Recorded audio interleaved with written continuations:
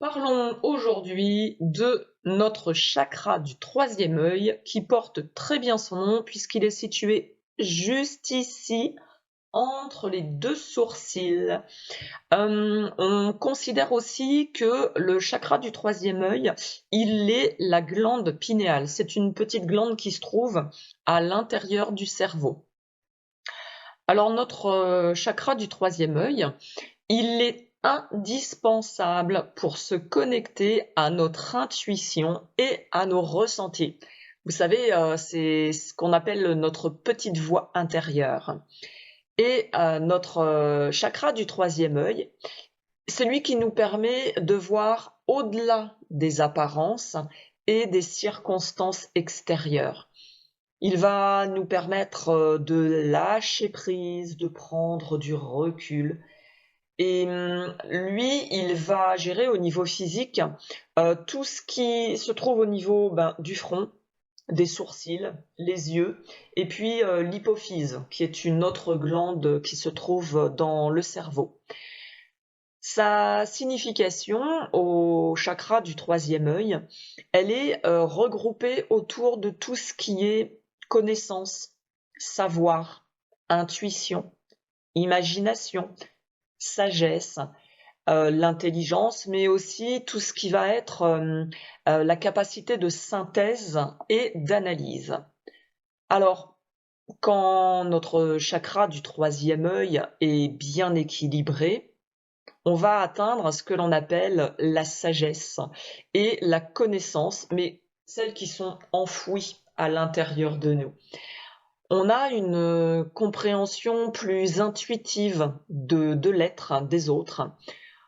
Quand on a des problèmes qui se présentent à nous, on va trouver beaucoup plus facilement les solutions.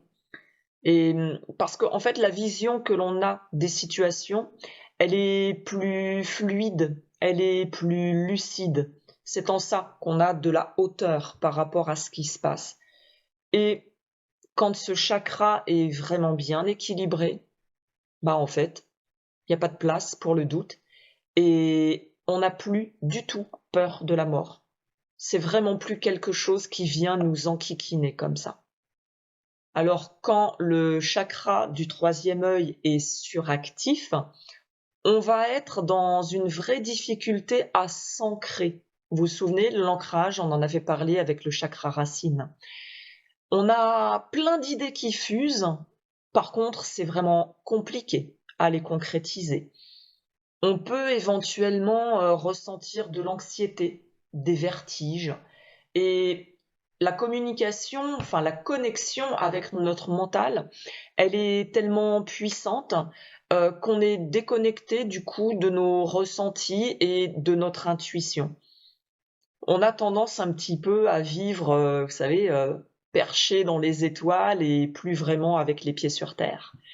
Et on peut même être persuadé de détenir la vérité. Non pas la nôtre, mais la vérité universelle. Un peu gênant, hein. Et à l'opposé, quand le chakra du troisième œil est sous-actif, là, on va commencer à manquer de confiance en nous. Et voire même, on va se dire que on ne se comprend plus nous-mêmes. On n'arrive plus à méditer, on a toujours besoin de se rassurer en se connectant à des choses vraiment matérielles.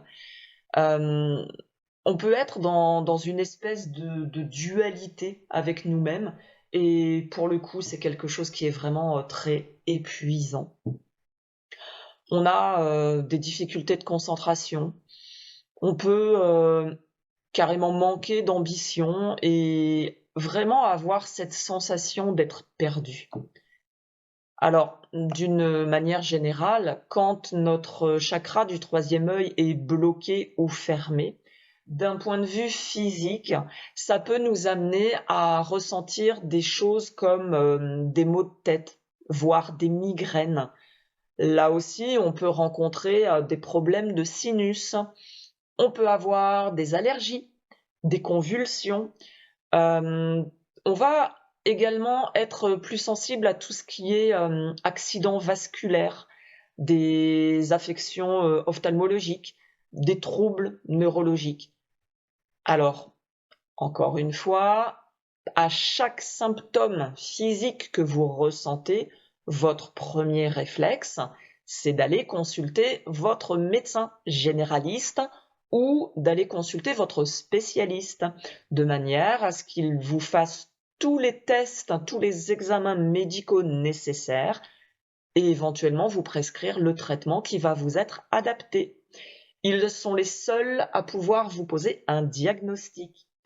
Prendre soin de ses énergies, que ce soit en préventif, en curatif, c'est indispensable à mon sens, mais ça ne remplace pas un traitement médical. Voilà.